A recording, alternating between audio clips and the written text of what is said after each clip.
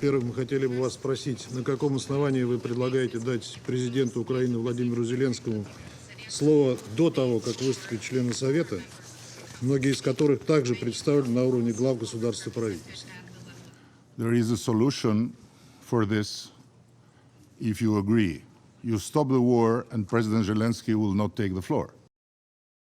Le message était assez clair et un rappel à l'ordre au Conseil de sécurité par le président qui était en même temps donc le représentant de l'Albanie. Le représentant russe aux Nations unies, vous avez compris, ne voulait pas que Volodymyr Zelensky parle à ce moment-là avant que les membres du Conseil, membres permanents du Conseil puissent prendre la parole. Mais en fait, il s'est fait dire que de mettre fin à la guerre en Ukraine, s'il voulait éviter ce genre de situation. Alors, Volodymyr Zelensky lui en a profité de la tribune pour dénoncer l'agression criminelle de Moscou. Il a également dénoncé le blocage du Conseil de sécurité en raison du droit de veto russe, un droit qu'il veut voir révoqué. On écoute. Генеральній асамблеї ООН треба дати реальну можливість долати вето.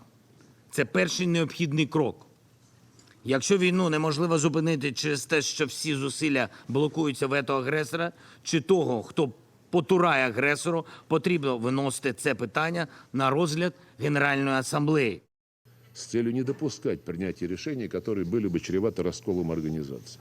Но раз уж процедура обсуждения на Генассамблее случаев применения вето одобрена, почему бы не подумать и о тех резолюциях?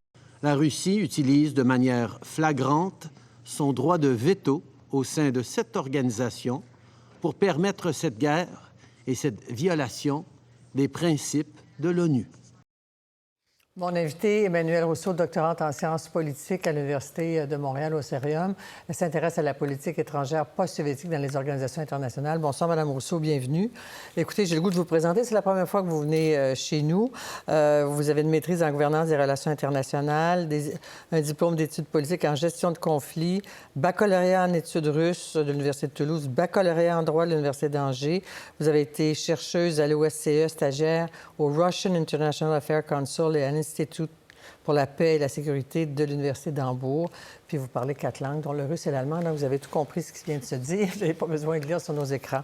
Alors, écoutez, cette histoire de droit de veto. D'abord, le fait que la Russie s'objecte à ce que Volodymyr Zelensky parle en premier, c'est un spectacle aujourd'hui pour vous, ça? Qu'est-ce qu'on a vu aujourd'hui? C'est un spectacle qui était assez attendu quand on suit la politique étrangère russe et comment les Russes se comportent, notamment à l'ONU. Utiliser la procédure pour contester, pour s'opposer, c'est vraiment la manière classique des Russes de jouer le jeu. Et c'est quelque chose qu'on pourrait voir même si c'était une réunion plus traditionnelle du Conseil de sécurité. Oui. En même temps, Volodymyr Zelensky qui arrive et qui dit il faut enlever le droit de veto à la Russie, c'est irréaliste.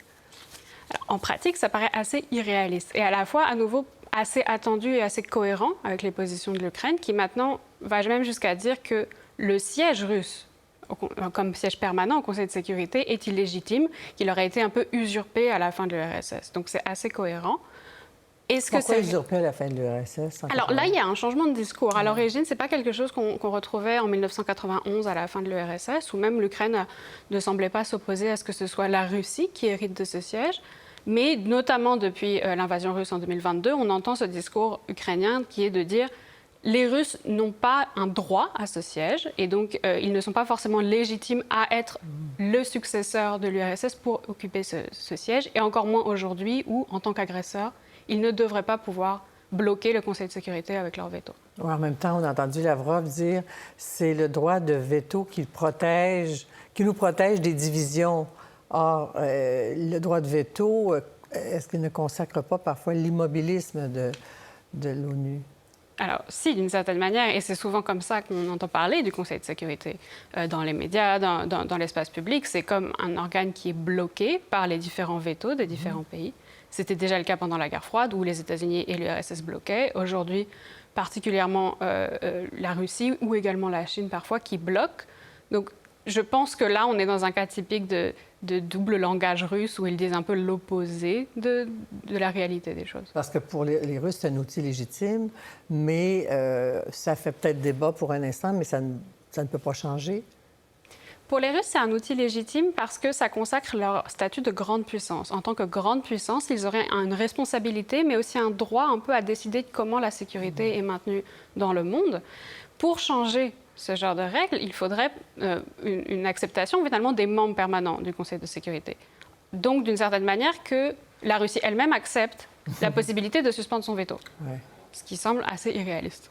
En même temps, aujourd'hui, ce qui s'est passé à l'ONU, M. Zelensky a été très critique de l'ONU.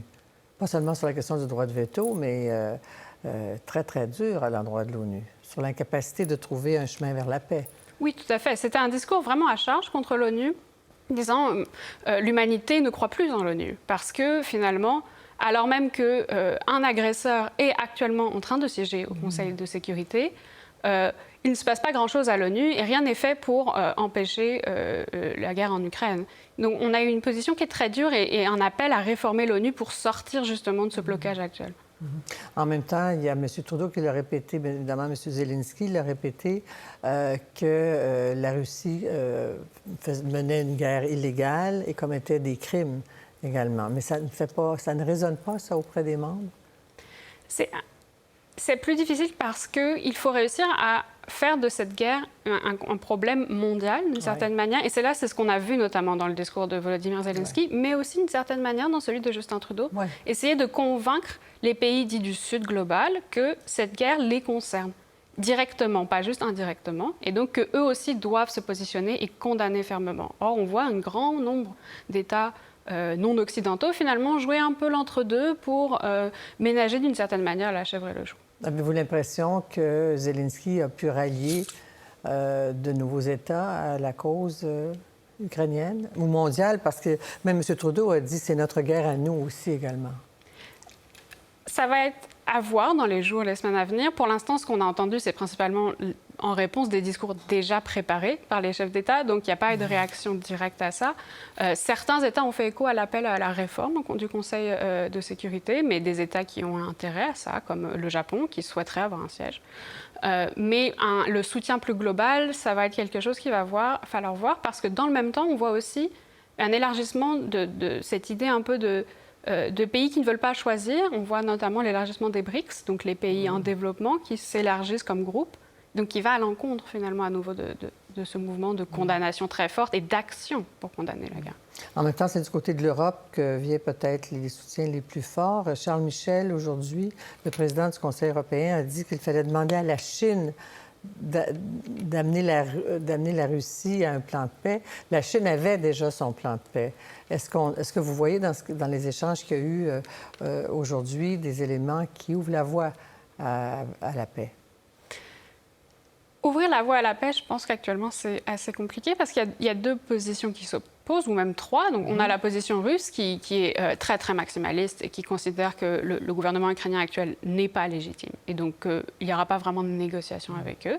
On a la position ukrainienne, la position du président Zelensky, qui, lui, propose un plan de paix, qu'il a proposé l'année dernière, disant « voici les 10 points, et si vous soutenez ces 10 points, nous sommes prêts à aller avancer vers la paix ensemble, tous, mondialement. » Et il y a la proposition de la Chine qui est un peu entre les deux. La Chine ne veut pas d'un conflit, il semble plutôt essayer de freiner finalement la Russie beaucoup là-dedans, mais c'est un plan de paix qui n'est pas en accord avec la proposition ukrainienne et donc qui n'est pas vraiment possible de le soutenir pour les États alliés de l'Ukraine. Et les lendemains de cette présence de Zelensky à l'ONU, il s'en va à Washington, ensuite il va venir au Canada. Il y aura des conséquences positives pour l'Ukraine, selon vous? Ça va être à nouveau à voir, mais en général, ces visites-là sont l'occasion pour le président de négocier des nouveaux armements, à nouveau de l'aide, qui est à nouveau un élément très crucial actuellement, alors que la reconquête du territoire semble un peu patiner. Manuel Rousseau, merci d'avoir participé à 24/60 ce soir. C'était une première, mais ce n'est pas une dernière. Merci beaucoup. Merci. Pour voir nos émissions en entier, rendez-vous sur la chaîne Ici RDI.